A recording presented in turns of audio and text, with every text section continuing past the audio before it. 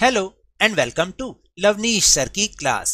This is Directorate of Education GNCT of Delhi's worksheet number 17, and it is only for class 8 students. It has taken from the subject Social Science Geography, and we will learn and understand the topic soil formation, landslide and soil degradation in this worksheet. So students, आज की इस worksheet में हम इन 4 topics पर बात करेंगे, soil formation, landslide and soil degradation पर. So without wasting our time, let's start and understand with me. First topic is soil. The thin layer of grainy substance covering the surface of the earth is called soil. यानी कि पृथ्वी के जो surface है, पृथ्वी का जो surface है, उस पर दानेदार कणों के आवरण की पतली परत मृदा कहलाती है. It is closely link to the land. यह भूमि से बहुत ही निकटता से जुड़ी हुई होती है. Land forms determine the type of soil. यानी जिस प्रकार की स्थलाकृति होती है वो डिसाइड करती है कि सॉइल किस टाइप की होगी. Soil is made up of organic matter, minerals and feathered rocks found on the earth. यानी मृदा का निर्माण, मिट्टी का निर्माण चट्टानों से प्राप्त खनिजों और जैव पदार्थ तथा भूमि पर पाए जाने वाले खनिजों से होता है. This happens through the process of weathering. यानी कि यह हिंदी में इसको बोलते हैं अपक्षय की प्रक्रिया के माध्यम से बनती है. यानी टूट फूट के माध्यम से बड़ी बड़ी चट्टानें जब टूटती जाती हैं तो उसके माध्यम से ये बनती है. The right mix of minerals and organic matter make the soil fertile. यानी कि जितनी ज़्यादा मिनरल या ऑर्गेनिक मैटर, जैव पदार्थों की उपस्थिति मिट्टी में होगी, वो उस मिट्टी को और ज़्यादा उपजाऊ बनाती रहती है. Do you know it takes hundreds of years to make just 1 centimeter of soil? क्या आप जानते हैं कि 100 से भी ज़्यादा सालों में सिर्फ 1 सेंटीमीटर मिट्टी ही बन पाती है. यानी मिट्टी के बनने की जो प्रोसेस है वो बहुत ही ज़्यादा स्लो है. Now the next topic is factors of soil formation. यानी मृदा किन किन चीज़ों से बनती है, किन कारकों से, मतलब कौन से फैक्टर ऐसे हैं जो कि रिस्पॉन्सिबल हैं सॉइल के बनने के लिए. The major factors of soil formations are the nature of the parent rock, climatic factors, topography, role of organic material, time taken for the composition of soil formation. तो देखिए इस तरीके से जो हमारी सॉइल है वो फॉर्म होती है.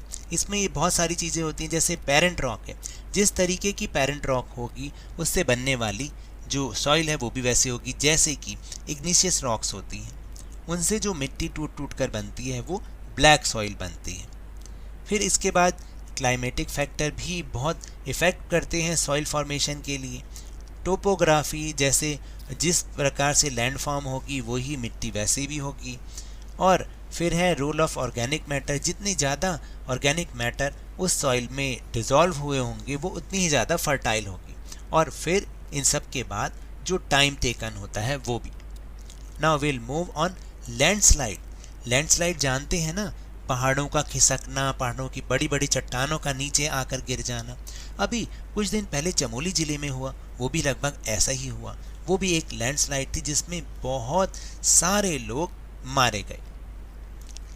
The mass movement of rock, debris और earth down a slope is known as landslide and it often takes place in conjunction with earthquakes, floods and volcanoes.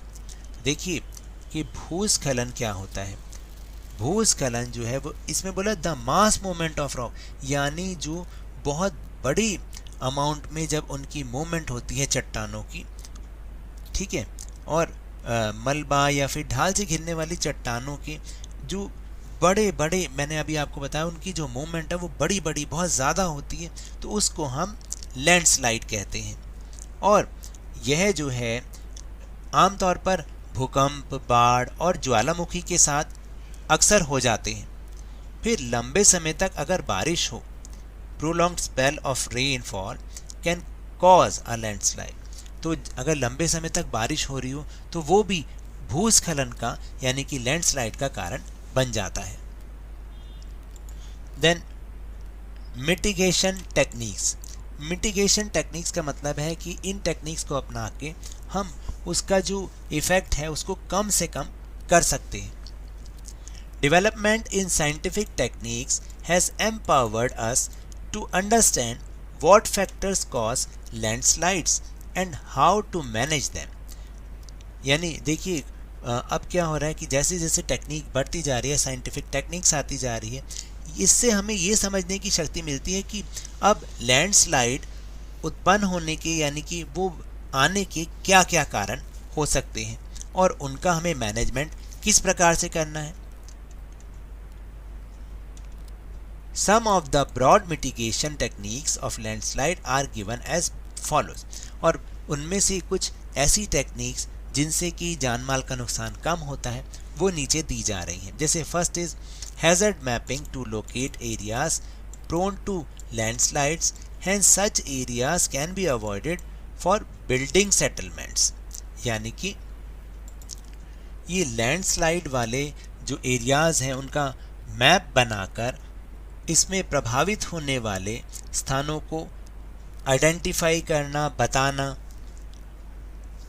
फिर इसके बाद है कि इस प्रकार इन क्षेत्रों को आवास बनाने के लिए छोड़ा जा सकता है। Then construction of retention wall to stop the land from slipping, यानी कि भूमि को खिसकने से बचाने के लिए एक दीवार, बड़ी सी दीवार बना दी जाए, वो भी एक तरीका है। Then increase in vegetation cover to arrest landslide. इसका मतलब है कि जो लैंडस्लाइड है उसको रोकने का सबसे अच्छा और असरदार तरीका है कि हम क्या करें, पेड़ पौधे, सब्जियां वगैरह ये सब चीज़ें उगाना, ज़्यादा से ज़्यादा उसमें इंक्रीमेंट कर दें। Then surface drainage control works to control the movement of a landslide along with rain water. Then next topic is degradation of soil, यानी सॉइल की क्वालिटी कम होना। Soil erosion and depletion are the major threats to soil as a resource. यानी देखिए मृदा अपरदन, जिसको हम मृदा अपरदन कहते हैं, सॉइल इरोजन का मतलब मृदा अपरदन होता है, और उसमें क्षीणता, वो कमज़ोर होना मृदा संसाधन के लिए दो मुख्य खतरे हैं। Both human and natural factors can lead to degradation of soils. देखिए मानवीय और प्राकृतिक दोनों ही कारक ऐसे हैं जिनसे कि ये सॉइल की जो क्वालिटी है डिग्रेड हो रही है, सॉइल खराब होती जा रही है। Factors which lead to soil degradation are deforestation, overgrazing, overuse of chemical fertilizers and pesticides, rain wash, landslides and floods। ये सारे के सारे ह्यूमन फैक्टर भी हैं और नेचुरल फैक्टर भी हैं। इनके कारण क्या होता है, हमारी जो सॉइल है वो डिग्रेड होना शुरू हो जाती है। अब क्वेश्चन आंसर भी बहुत इजी है, ध्यान से देखिएगा। What does the soil consist of. पहला है कि मृदा का जो मृदा के अंदर क्या क्या चीज़ें होती हैं। What does the soil consist of, यानी मृदा के अंदर क्या क्या चीज़ें शामिल होती हैं। तो answer is soil is made up of organic matter, minerals and weathered rocks found on the earth. यानी देखिए जो हमारी सॉइल है वो किस किस चीज़ से बनी होती है, उसमें ऑर्गेनिक मैटर भी होता है, मिनरल्स भी होते हैं और वेदर्ड रॉक भी होती है। जो कि ये वेदर्ड रॉक का मतलब जो ज़मीनों पर पाए जाने वाले खनिज पदार्थ होते हैं उनको हम कहते हैं। Question number 2, what are the factors which affect soil formation, यानी सॉइल फॉर्मेशन को अफेक्ट करने वाले फैक्टर्स कौन कौन से हैं। तो देखिए इसका आंसर मैंने यहाँ पर लिखा है। Here is answer 2, factors of soil formation, the nature of parent rock, climatic factors, topography, role of organic material और time taken for the composition of soil formation। ये इसका आंसर है। Now we'll move on question number 3। Question number 3 is why it is necessary to mitigate landslides, यानी कि landslides को कम करना क्यों जरूरी है।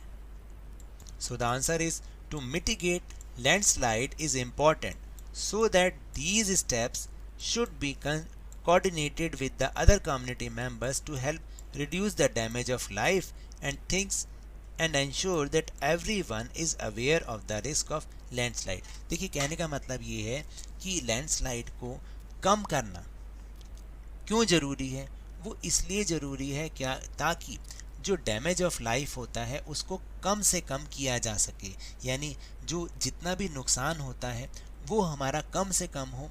इसलिए हमें लैंडस्लाइड को कम करने की ज़रूरत है और इसके बारे में सभी को अवेयर करने की भी ज़रूरत है कि इसका रिस्क कितना ज़्यादा होता है।